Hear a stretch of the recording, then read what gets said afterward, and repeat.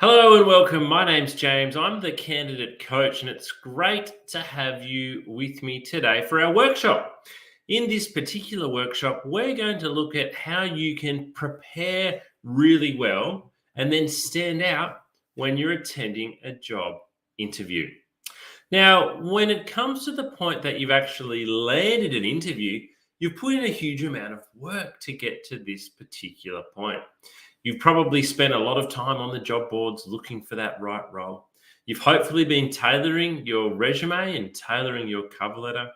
It's likely you've been through at least one phone interview, maybe another assessment as well. And you finally got to the point where you're going to sit down face to face or maybe via the camera and you're going to talk. You're going to talk about what skills, experience you've got, what achievements you've got, and you're hopefully going to convince the person interviewing you that you are the best person for the job. So that puts a lot of pressure on, doesn't it? That can make you feel really quite nervous, and it is a heightened experience for you because you want to do your best. So we're going to look at those things today. We're going to go through how you can best prepare for an interview, how you can deal with nerves, and what actually are some of the things that you can do to stand out. Because it's really competitive. It is really competitive. And particularly when you get to the face-to-face interview stage, everybody is a good candidate. So normally when you get to the face-to-face interview stage, you're competing with other candidates who are also really good in terms of their skills and qualifications and resume for the job. But so is yours. So let's get into it. Interview preparation and interview performance. How do we go about doing these things really well? All right, just a couple of housekeeping things to start off with for today. And if I do look like I'm looking over here to my right a little bit, that's because that's where my presentation screen is. If I do drop out for any reason today, if the internet falls out, please stay on the line and wait for me to rejoin our live workshop. Ask lots of questions. Use the chat function as we're going along. We are live today. You can ask any question and we'll answer it for you. We'll answer your questions live today in that chat function, and sometimes I'll read them out on air. Also, what's important for you to know is that a replay of today's workshop will be available. So you can watch a replay of today's workshop on our YouTube channel. But I'd still really encourage you to take notes. I'd really encourage you to take notes, because when you hear something for the first time, that is often, the way that it is best, received. So how did something stand out the first time that you heard it? What was it like? How did that message resonate with you? That is really important. So when you hear something for the first time, take a note and remember how it made you feel. So a little bit about me, your presenter, James Whitcomb. So who am I? Well, I'm a director at Smart Recruitment. So we're a recruitment agency with an office in Melbourne, Sydney, Brisbane, and Adelaide. And I've been working in recruitment since 2005. So just over 16 years. In that time, and this is my best estimation, I've conducted over 3,000 interviews and over 600 group assessments. It could easily be twice as many as that. It's a bit hard to estimate over a 16-year career. But in my coaching and my guidance and my suggestions to you today, you can be confident that I've had a lot of time and spent a lot of time interviewing candidates. And I've really noticed, and I've seen many times throughout my career, candidates who have a great resume. They have a great cover letter. They might have excellent skills. They might have excellent experience. But when it comes to the interview, they perform terribly. And because they perform terribly, they don't get the job. Whereas I've also seen candidates who don't have very much experience, who don't have sort of the same qualifications as the other candidates. But when it comes to interview, they perform well. They give great answers to the questions. They're well prepared. And they actually leapfrog. And you too can leapfrog candidates who've got more experience and more skills by being better prepared and better performing at a job interview. We focus a lot at Smart Recruitment on recruiting soft skills. So we do a lot of sales roles. We do a lot of customer service roles. We do a lot of marketing roles. So interview behavior is the key for a lot of the recruitment that I've done. And I launched the Candidate Coach in December 2019. And that's the platform that we're meeting on today. Alrighty. What are we going to learn? What am I hoping that you will learn today? Well, there's really 3 parts to today's session. So first of all, it's interviewing skills pre-interview. Pre-interview. So what do I mean by that? Well, I'm going to take you through some of the things you need to start doing to prepare well for your interview before you even realize. So we're going to look at getting those basics right before the interview. Why this preparation is key. Second part of today, we're going to talk about during the interview. So when you're actually in the room, what do you need to do during that interview? How do you impress? What are recruiters actually looking for when we're meeting with candidates? And what are some of the little things that you can do that make a big difference? I put here, make all the difference. Small things can make all the difference. And then finally, post-interview, what are some of the things that you can keep on doing to continue impressing even though you've left the interview room? What happens next? How do you keep on impressing? And then our next workshop that follows this one is a follow-up to this one. So how do you actually give great answers to interview questions? So today we're not going to go into the actual answers that you need to give. That's in our next workshop. So wherever you're watching this today, you'll be able to watch our next workshop as well. And we're going to focus specifically on giving those great interviews. All right. Part 1. Let's get into part 1. Pre the interview. Scenario. How do we stand out at interview? There is one rule. I've really only got one rule for you for today. What do you need to do? Preparation is the key. Preparation is key to standing out at interview. Now, I know what you're thinking. You're thinking, James, you sound like a boring old man. Preparation is the key. That's nothing new. That's nothing new in anything in life. Well, I'm not quite that old. I do like that beard though. But there is a reason why I'm saying preparation is key. And that's because from 3,000 to 4,000 interviews I've seen, candidates who do the preparation stand out well. They get the job. Candidates who don't do the preparation, they don't stand out. Now, preparation is key, but preparation is also your friend. So you might be sitting there thinking, oh, I don't have all of the skills. I don't have all of the experience. I don't have all of maybe the qualifications. I definitely don't have all the achievements, but I really want to get this job. Well, I want you to embrace preparation as your friend because it is something that you can do. So a lot of people don't do the preparation because they don't want to do the hard work. And if you don't want to do the hard work, you're probably not going to get the job. Preparation, every single candidate can do. Everyone is on an even footing, an even playing field when it comes to preparing well for your job interview. So if you don't think you've got all the other skills or experience that some of the other candidates might have, or this job is your dream job, prepare for it in that way. And the good thing is you can do the preparation. And I'm going to show you how today. So, situation. You've just landed a job interview. Let's imagine that. Maybe this is you. Maybe you've got a job interview today, this week, next week. Maybe you're about to get one soon. I want to ask you a question. How do you feel? Feel free to type this into our comments box. How do you feel? Pick from the list of emojis when you've just landed a job interview. Are you top left-hand corner? You're smiley, or you're the third one from the left. You're really happy about this. You're excited. Are you bottom right-hand corner? Ooh, a bit nervous. You know, this is really real now. Are you bottom left-hand corner? Are you quite frazzled by it? Because you get a lot of nerves and anxiety when it comes to job interview. That is really normal. But how do you feel? Have a think.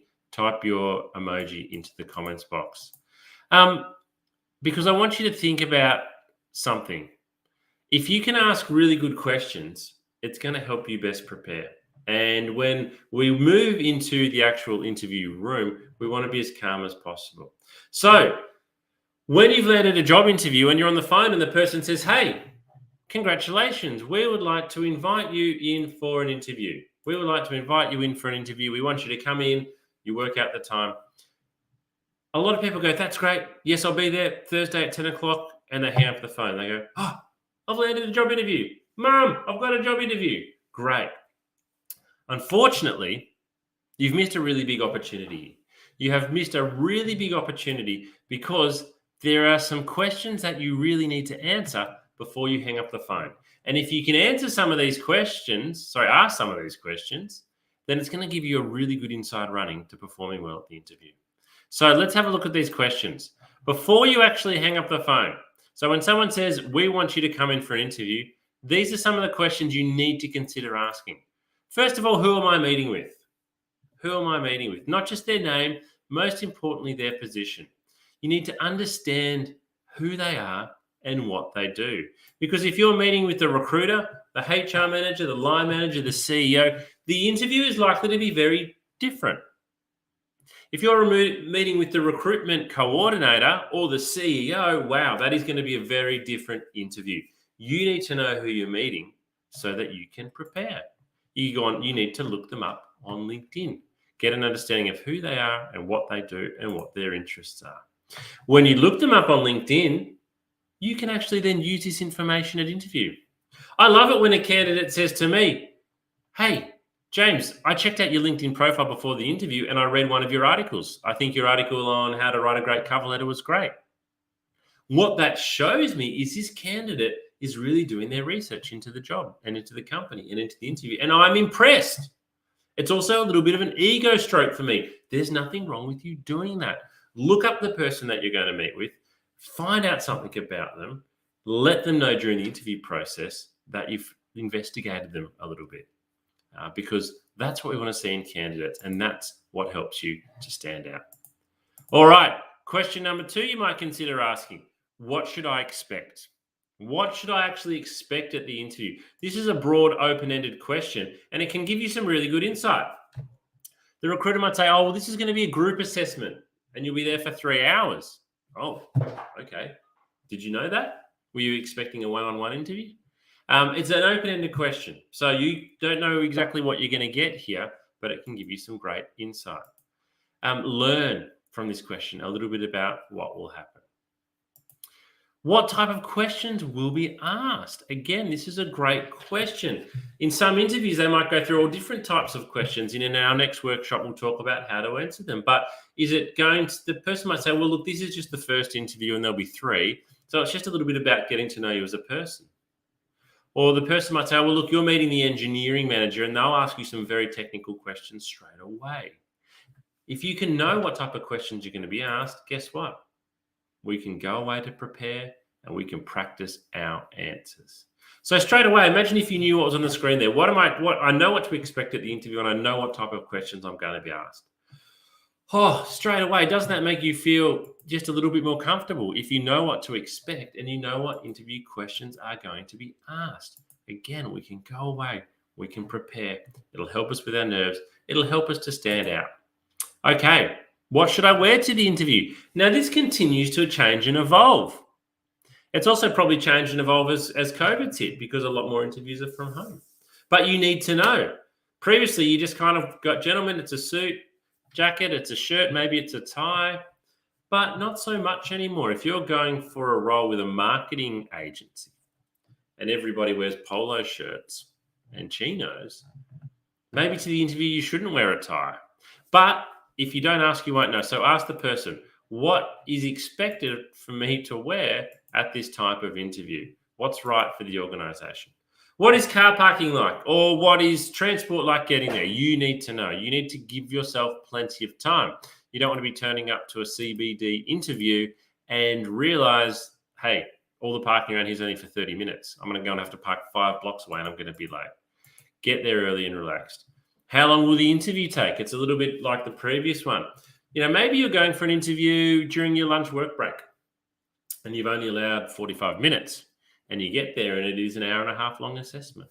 You need to know how long it will take so you can prepare and also so you're not distracted. If you've only got a 45-minute lunch break and they tell you the interview is going for more than an hour, it's going to be hard for you to concentrate in that interview. There's no doubt about it. What do I need to bring with me? This is a great question. So from a recruitment agency point of view, a lot of the time when people come in for interviews, we need to check ID. We may need banking, payroll, superannuation information, particularly if you're going to be registering for contract or temp work. Now, you might also be asked to bring along academic transcripts, a copy of your work or portfolio. The problem is if the recruiter forgets to tell you this, they will probably think it's your fault. So you need to ask, what do I need to bring along with me to interview so that you turn up with everything that you should have? We like a well-organized candidate, and not having that information can actually reflect poorly on you.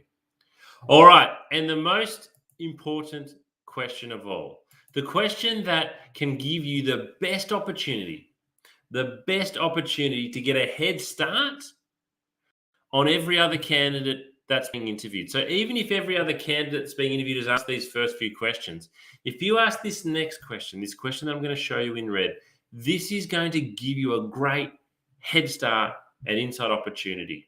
So the question simply is, what can I do to really impress at interview? What can I do? So you're on the phone, you've asked the lady that's booked you in these questions, and then you say finally, look, what can I actually really do to impress at interview? What can I do to really impress the interview? Now, this lady might not be able to tell you anything. She go, oh, look, I really don't know, or I can't share that information with you. If that's what she says, guess what? Doesn't matter. You've already asked a lot of the other questions anyway. But if she actually says, here's something to you that you can use in your interview, how beneficial that is going to be. So she might say, oh, look, well, you're meeting with Tony, and Tony actually loves it when people bring along a portfolio of their work. So you bring along a portfolio of your work. Guess what? The other two candidates they're meeting didn't bring along their portfolio. You brought yours along. Or she might say, oh, look, you're meeting with Margaret. And Margaret really likes to know that you've looked into our corporate culture and values. So guess what? You can go away and look into the company's corporate culture and values, and you can bring that into your interview and ask some questions and show you've done your research. So I can't tell you what you're going to get told here. Again, it's an open-ended question. But whatever the answer to this question is, go away and look into it, because this is a great opportunity for you to stand out. So let's look at it in summary. What are the 8 questions we should consider asking before we even hang up our phone? Who am I meeting with? What should I expect? What type of questions will be asked? What should I wear? What's parking like? How long will the interview take? What do I need to bring with me? And most importantly, what can I do to really impress at interview? Ask these questions and you will know how to prepare. You will know how to prepare specifically for this job interview. All right. The day, I'm going to go straight into now. Let's pretend it's the day before the interview. Let's pretend it's the day before the interview. You have had the interview booked in, let's say for a week. So you've gone away and you've done some preparing, and you have thought about what you're going to say, and you've practiced your interview questions, and the interview is on tomorrow. It's on tomorrow at 10 a.m. So what do we actually need to do the day before the interview to make sure that we are best prepared? Let's get stuck into these details. All right. So first of all, we need to check and confirm how we're going to get there. How are we actually going? Whoops, we've gone too far. How are we actually going to get to the interview? As we said before, parking is important. Public transport is as well. You need to aim to arrive at the interview, before it starts, obviously, but before it starts in a way that you can arrive and be calm. You want to make sure your clothes are cleaned and ironed the day before, and your shoes are polished the day before. The reason being, this is allowing for something bad to happen. So if you were planning on wearing a shirt and you pull it out and it's got a hole in it, you can go and buy another one. Or if the iron is suddenly not working, you've got time to go to a friend's house and iron. Or if your pants are too tight because you ate too much over Christmas, you can get something done to have some pants that fit.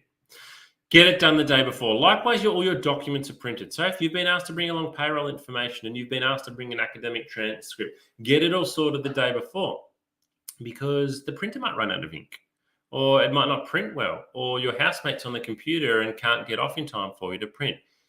Get it done the day before. Any pre-assessments that you've been asked to complete, let's get any pre-assessments completed in advance. And let's practice. Let's have practice to lot those answers to those interview questions. The reason we do this the day before is so that when we go to bed at night, even though we're probably going to feel a little bit nervous and we're going to have butterflies in our stomach, at least we've got some comfort there and we can tick off in our mind some of the things that we've done, rather than lying there thinking about all the things that I need to do when I get up in the morning. So it's important to get those things done the day before the interview. All right. You've tossed and turned a bit all night. The alarm's gone off. Beep, beep, beep, beep, beep, beep. You suddenly wake up. And you're like, ooh, today's the day. I've got that job interview at 10 o'clock in the morning. So it's really important that you have breakfast. You need to have a full stomach. You might not feel hungry, but eating breakfast will give you, first of all, energy. It'll give you a good blood sugar level. It'll help you concentrate. I also do a lot of my interviews in the morning, and I can actually smell it on people's breath when they haven't had breakfast. It stinks. So make sure you do. Some of the basics: we're showering, we're shaving, we're brushing our teeth, we're fresh and clean, we're putting on our nice clean ironed clothes, our polished shoes. Avoid strong odors. Put on a little bit of perfume or aftershave, but don't put on too much. Don't try and overpower the person. Avoid smoking unless you really need to. I would rather you have a cigarette so that you feel calm than be shaking at the interview. Leave with plenty of time. This is absolutely key. There's nothing wrong with getting to the venue 2 hours early. You don't go up to reception, but at least you're there. Take with you things just in case, like an umbrella. Take tissues, take mints. And as I've got here, arrive 30 to 40 minutes early. That's probably the minimum. But don't go up to reception. Don't go up to reception until 5 to 10 minutes before. When a candidate arrives 40 minutes before interview and goes up to reception and asks for me, I think it's probably just poor judgment there. Your interview's at 11. You've got here at 10:20. That's fine. Maybe just walk around the block or sit in a cafe for 20 minutes and then come back. So we need to do these things the morning of the interview. All right, what do we need to take to our interview? Well, the first thing I want you to go out and buy, if you don't have one, is a compendium. What is a compendium? Well, there's a picture on your screen. I've also got one here. I got a new one for my birthday recently. I've got a compendium, brown leather one. I can fit my laptop and some bits and pieces of information in here. I take it to meetings with me. You can take it with you to your interview. You can get it from Officeworks or your local news agency for $20 or $25. Now, if you come to an interview with this tucked under your arm, you look professional, you look organized, you look serious, you mean business, you want the job. But it also has a very practical application because everything listed under compendium there, you should be taking with you.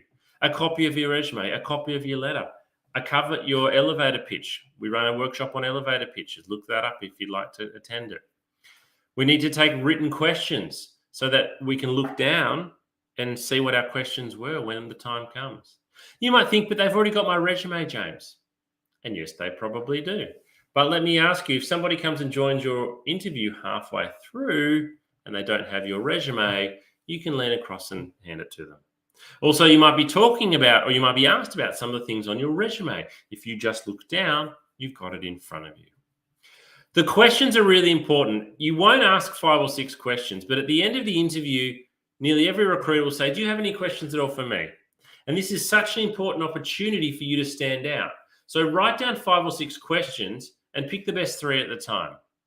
5 or 6 are needed because a couple might get answered throughout the interview and you don't want to ask the same thing.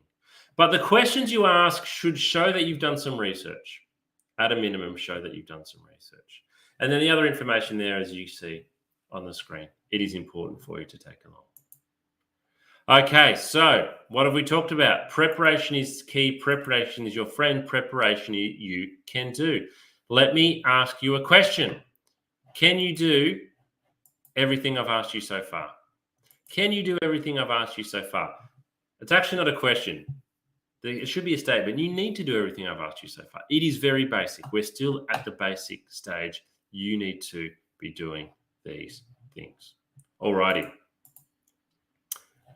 So we've prepared well. We're sitting there at reception and out comes somebody. We hear the clip, clop of shoes and they bring us into the interview room. We've given them a firm handshake, a nice smile. We've looked them in the eye. We've said, good morning. Thank you for seeing me. Now, how do you actually stand out in the interview room? Well, first of all, I want to share with you a video around how you overcome your nerves and anxiety. Nerves and anxiety affect absolutely everybody. Even as an experienced recruiter, if I was going for a job interview myself tomorrow, I would feel nervous.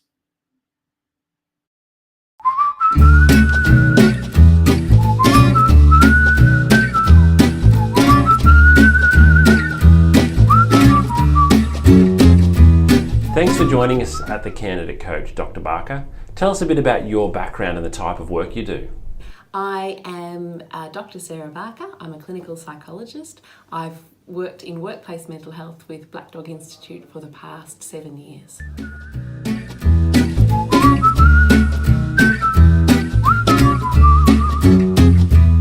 Dr. Barker, why is it common to feel nerves when going for a job interview? We commonly feel nervous, and I would say most people feel nervous when going for a job interview because we feel a lot depends on it and that we're going to be evaluated as well. So nerves are a very, very common response. It's really important to remember that the person who's doing the recruiting also feels nervous as well, because they want to get the right person, and they're also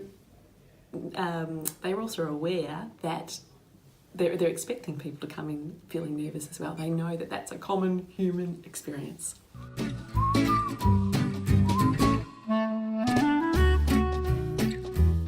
What can we do before the interview to help best prepare so that we're not overcome by feelings of nerves and anxiety?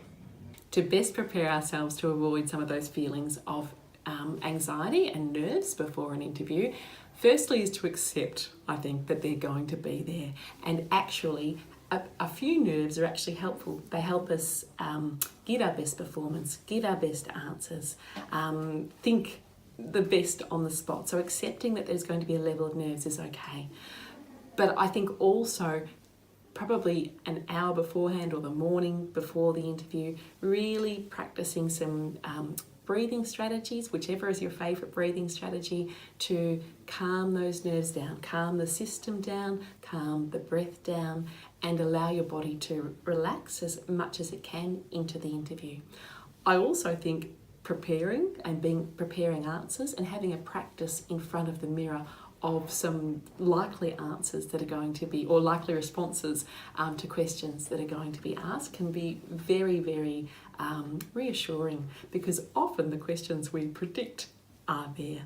And even on the internet, there are usually lots of questions for any job that are typical questions that you can then prepare a brief response reflecting on your experience beforehand. So it's not such a test in the moment then, because you've got some preparation behind you.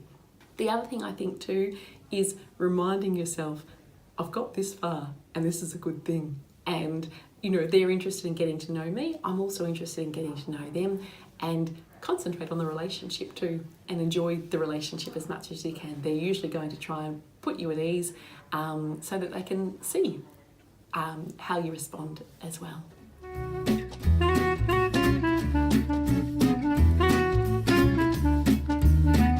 And what can we do during the interview if we feel a bout of nerves or anxiety coming on? It's very common for us to suddenly feel overwhelmed in the moment in an interview. If that happens, take some deep breaths. It's okay to buy some time. It's okay. And also, when we take deep breaths in an interview, it's only usually us that notice. Okay, so taking some deep breaths can really be helpful. And even saying to the interviewer, could I just take a moment here just to pause and gather my thoughts, and then just breathe. Okay, and then when you're ready, come back and say, I'm ready to continue on. And that's a fine way to manage nerves during an interview.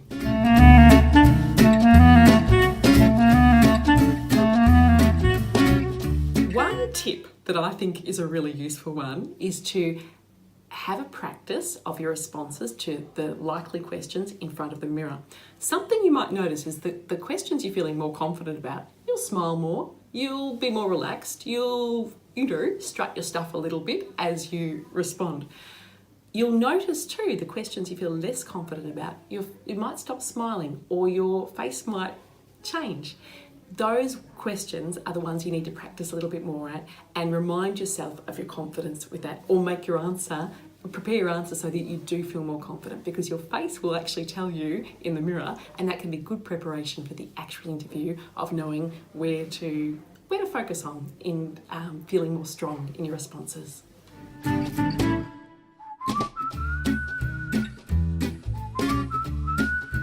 In summary, nerves and anxiety for interviews can be partially managed and avoided by preparing beforehand, using our breathing exercises and techniques to reduce stress so we're going in feeling calmer, and also during the interview by practicing those same skills. often when we're nervous, we stop breathing or we breathe very shallowly. So if we start noticing ourselves doing that, really being conscious of our breath and paying attention to it and allowing that to carry us through.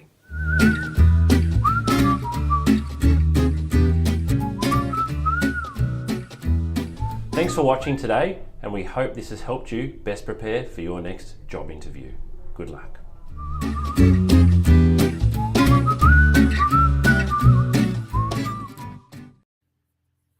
When we're in the interview room, it's really important to remember that essentially you are just two people meeting. As Dr. Barker has said there, the interviewer themselves may also be experiencing nerves. So I really like this quote from American civil rights activist and poet Maya Angelou, who said, "I've learned that people will forget what you said, people will forget what you did, but people will never forget how you made them feel." So when all is said and done and you've left the interview room, quite quickly, the words that you've spoken are forgotten. But the way that you made the other person feel, or the way they felt around you, is actually what is more remembered. So even if it's not something they're actually aware of. So what I've got here is 11 tips that I'd like to go through with you for making people feel more comfortable around you. All right. Tip number 1, smile. You need to smile. Get your smile. And we like it when people smile at us, don't we? So if you start off by smiling, and at the least, if the person remembers you as being happy, that is a great start. Give off a confident vibe. So don't be cocky, don't be arrogant, but you should be confident. You know, you've been invited in for the interview because you are one of the best candidates. So be confident. Look the person in the eye when they're speaking. Sit up straight in your chair. Be confident in your ability to perform well. Dish out the compliments. So say something nice to the person. I love it when a candidate at least says to me, thank you for taking the time to meet with me today. Or they might say, James, I had a look at your career here and you've had a great career here. Why do you like working here? Maybe you might compliment them on the jacket they're wearing, but there's nothing wrong with complimenting people.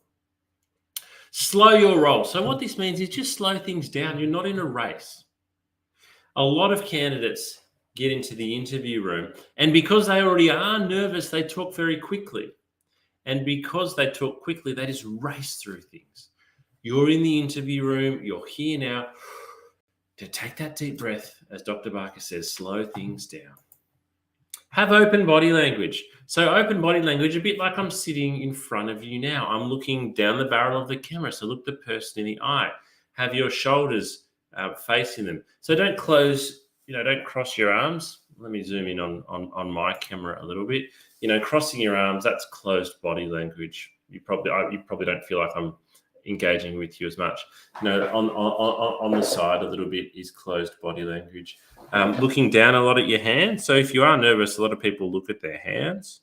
But as you can see right now, if I'm looking at my hands and just looking up occasionally, you probably don't feel, or if I'm looking over here or if I'm looking over there, my body language isn't great. So let's sit up straight. Let's sit upright.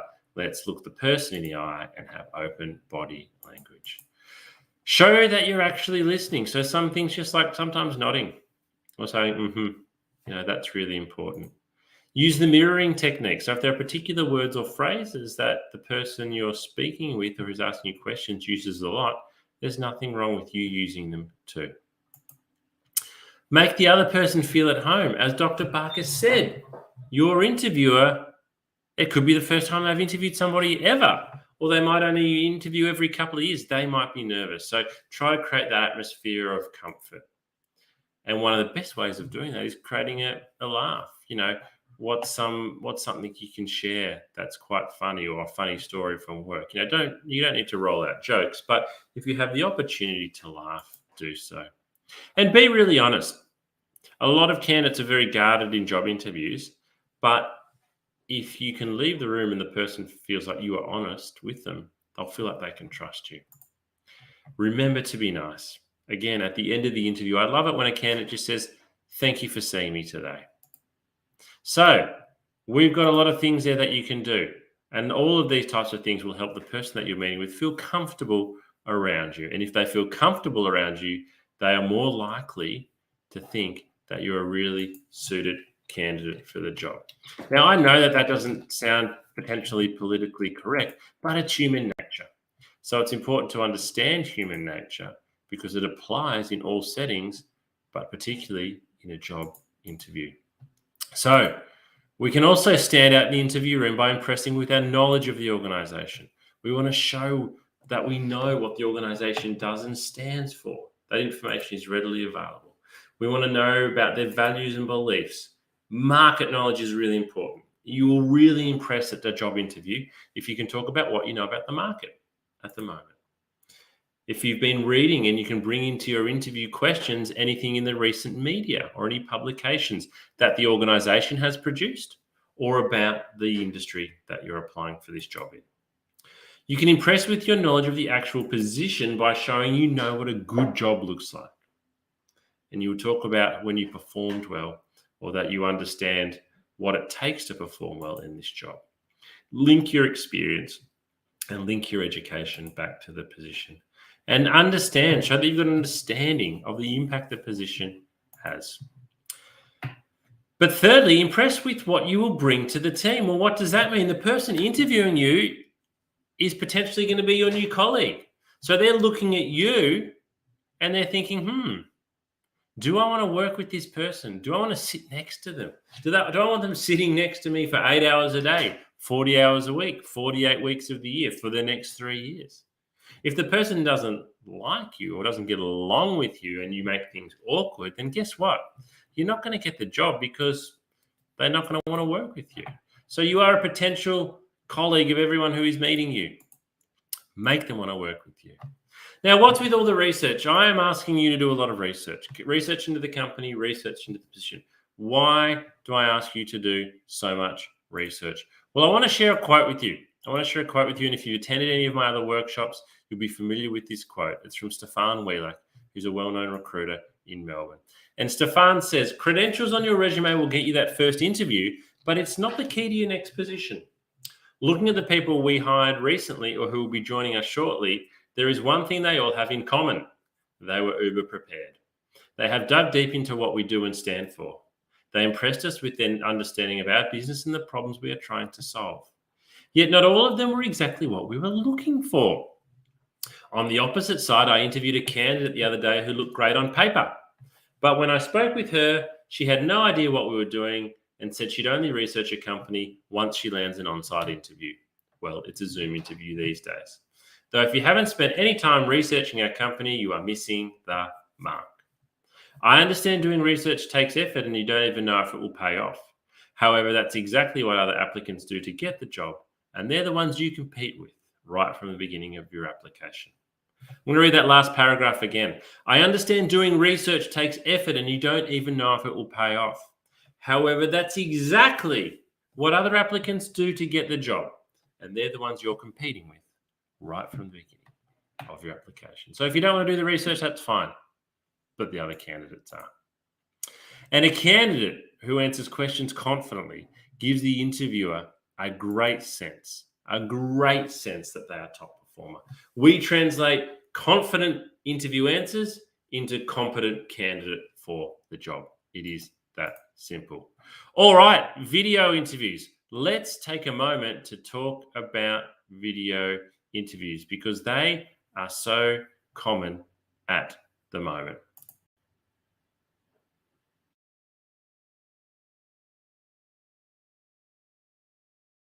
Hi job seekers, James here from The Candidate Coach.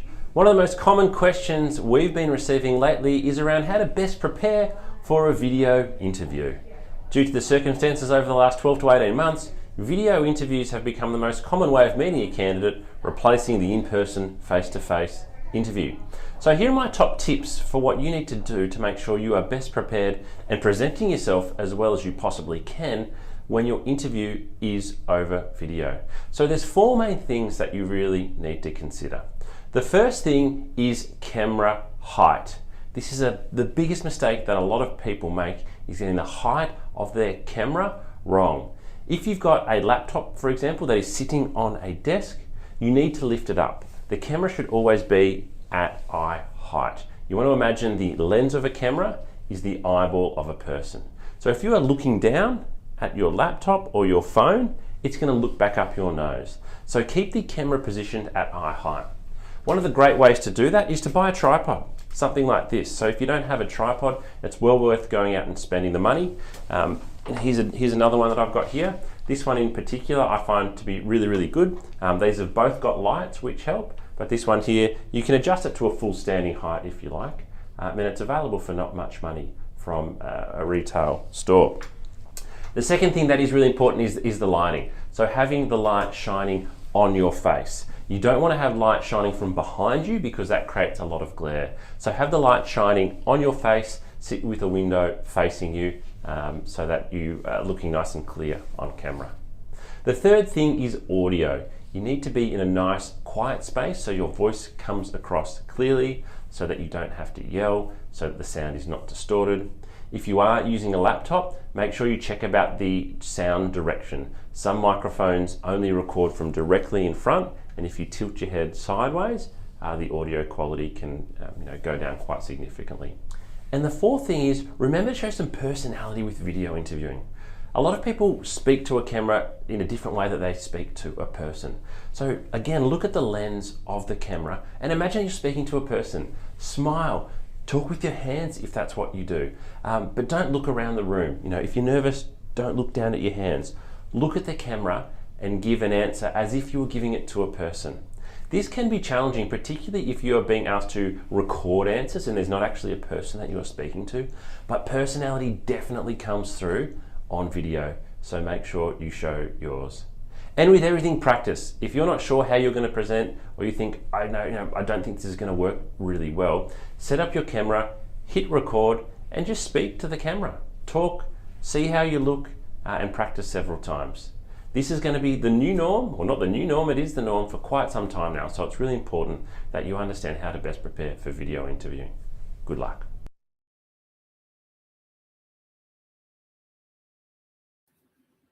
Okay, so part 3, let's say the interview is done and dusted. We've given it our best shot. You've left the interview or you've turned off your video camera and you think, it's done. The interview is over. Well, it is over, but you can still do some little things post-interview to continue to increase your chances of getting the job. So first of all, send a thank you email within 24 hours. Just a 1 or 2 liner. Dear James, thank you for meeting with me yesterday. I'm really interested in the position. I look forward to hearing from you soon. That shows good manners. It shows you're polite. It also reminds me that you're keen on the job. And if I've got 3 candidates who are all keen on the job, that thank you note might just move the needle a little bit towards you, because again, do I want to work with this person who is going to be polite, or do I want to work with this other person who seemed a bit rude? Show good manners, be polite. Number 2, if you have been asked to do something, do it immediately. So if you've been asked to send through reference checks, if you've been asked to send through academic transcripts, if you've been asked to go away and complete an assessment, do it straight away. You are being assessed in terms of your responsiveness. So go and do it straight away. If a timeline for communication hasn't been established, it is okay to get back in touch after 3 or 4 days and just say, hey, I really enjoyed the interview. I'm just calling to see if there's any update yet. And finally, be responsive, be polite and professional and positive at all times. Every time you pick up that phone, be positive. You are on display. Your chances of getting the job go up and down with every conversation. You are being assessed the whole time. So, as I've said, preparation is key. Preparation is your friend. Preparation you can do. Everything that we've talked about today, everything I've shown you is what you can do. And if you can do the things I've told you today, you will increase your chances of getting the job. If you're still wanting more assistance, just a reminder that we have 2 episodes on our candidate coaching platform for you to watch around getting ready and performing well at interview. So episode 8 is getting the basics right, and episode 9 is taking it from good to great. And in these videos, you'll hear from 6 or 7 different recruiters in each episode, experienced recruiters giving you their feedback on what it is you need to do to stand out and get the job. Now, before we go, just a reminder of what's available on our candidate coaching platform for you. We've got video coaching, 14 episodes that you can watch. We've also got resume and cover letter templates. We've got interview questions, online tests that you can take. We've got checklists, articles. We've got advice specifically for executive job seekers. We've got mental health support, and we've got a lot more information on our upcoming workshops that you can register for and attend, just like this one. And all of this is available to you for free. Now, before we go, I would really love to ask if you could take 2 minutes. It is literally a 2-minute survey. Take 2 minutes to complete this survey. In this survey, we simply ask you, did you get any value out of today and what was it? And we also want to know, what topics are you interested in hearing more about? What topics are you interested in hearing more about for our workshop? So on most weeks, we run 2 workshops. That's 8 a month. But we want to run workshops on topics that are of most interest to you. So please write that down, follow the link. And likewise, please follow us on LinkedIn. That will help you keep up to date with everything that we're offering. Now, we'll finish today with this video. And this particular video is in regards to mental health and the fact that most people actually do have a little bit of a dip in their mental health when they're looking for work. This might be you. This might be you and you haven't realized it. So we're going to hear from Dr. Sarah Barker again on how to look after your mental health when looking for work. This will conclude today's workshop. Thanks for joining. We'll see you for our next one, where we talk about how you can give great answers to interview questions. Thank you.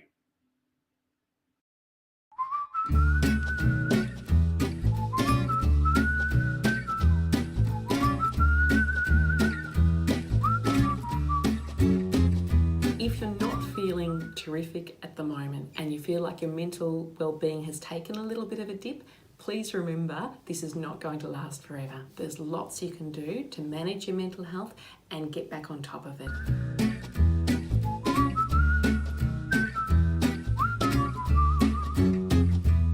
I am Dr. Sarah Barker. I'm a clinical psychologist. I've worked in workplace mental health with Black Dog Institute for the past 7 years.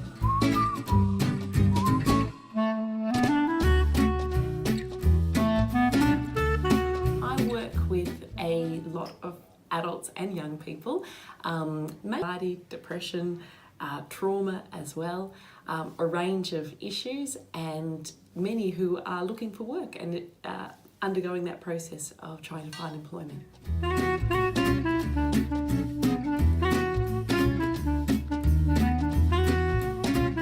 Looking for work causes mental strain because our identity is tied up with our work.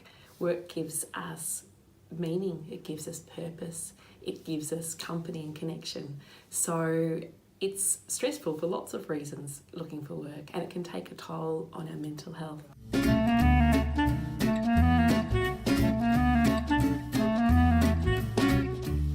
It's really important for us to be aware of the signs that our well-being and our mental health might be dropping.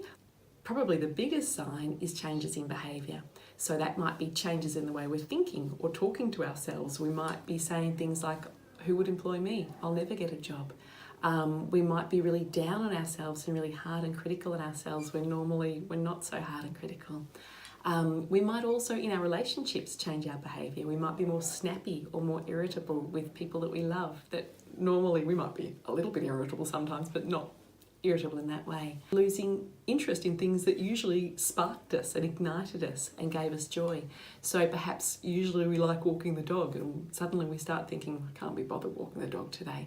That sort of thing, those changes in behaviour are really significant because they tell us that something's different, and if we're noticing, I suppose, more than one of those and it's affecting the way we feel, and this is over a period of say 2 weeks or longer, then it's a really good idea to have a chat to a GP that you trust, and find out what might be going on, have a discussion and see if there's any physical reasons for that, or if perhaps your mental health and well-being might be able to do with a little bit of extra support, and then the GP can refer you on to see a psychologist, a counsellor, whoever is most appropriate for you.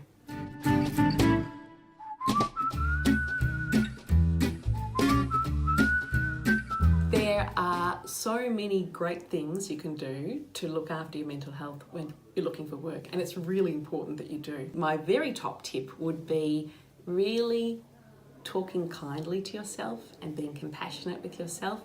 I think when we're looking for work, we can have a lot more questions like, will I ever get a job? Will I ever be employed? It can feel like this could go on forever. So being kind to ourselves and saying things like, it will work out. There will be a day, my efforts will be rewarded. It will just take time. I just need to keep trying. Reminding yourself of your strengths. And that might even be tapping into people you love and asking them what your strengths are, because sometimes it's harder to find them when our mood's a bit low and we're feeling more worried. We can be harder on ourselves. I think that routine is really, really important to our well-being.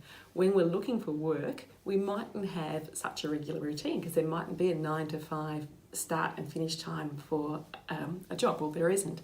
So instead, thinking about looking for work as a job in itself can be helpful. Having a start time and a finish time can be really helpful, and some set tasks that you hope to achieve that day.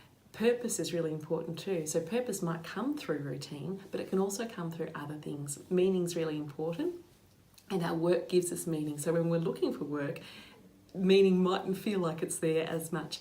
Part of what we can do is infuse those tasks with meaning. So I am doing these things today, I'm looking for work, and that is meaningful in itself, because there's an end goal to this. It will be something that's good for me and good for the people that I love as well.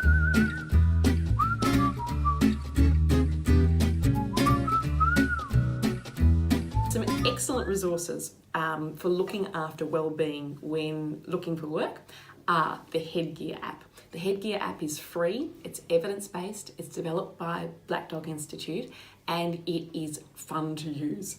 It uses mindfulness, so a technique to really help us relax and reduce physiological arousal, which can often occur when we're feeling anxious. It's got a 30-day challenge, which is just short, bite-sized little challenges to extend your well-being and grow your well-being, and that can be really extra important when we're looking for work. There are also some really terrific resources available through the Black Dog Institute. One of them is a beautiful self-care plan that encourages you to think about your top coping tips, the things that personally work best for you, that are positive coping strategies. Another really good resource is through Beyond Blue, and they've got some excellent resources to look after mental health while looking for work, and also when people are recently out of work as well.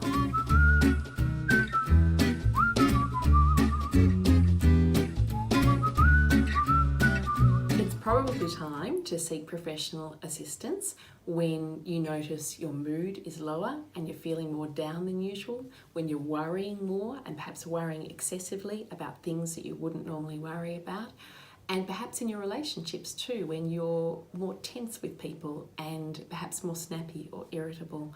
All of these are signs that perhaps our mood is not in the greatest space, and our well-being is not in the greatest space, and that it can be a great idea then to chat to your GP, who can then refer you to an appropriate person to help you strengthen your well-being.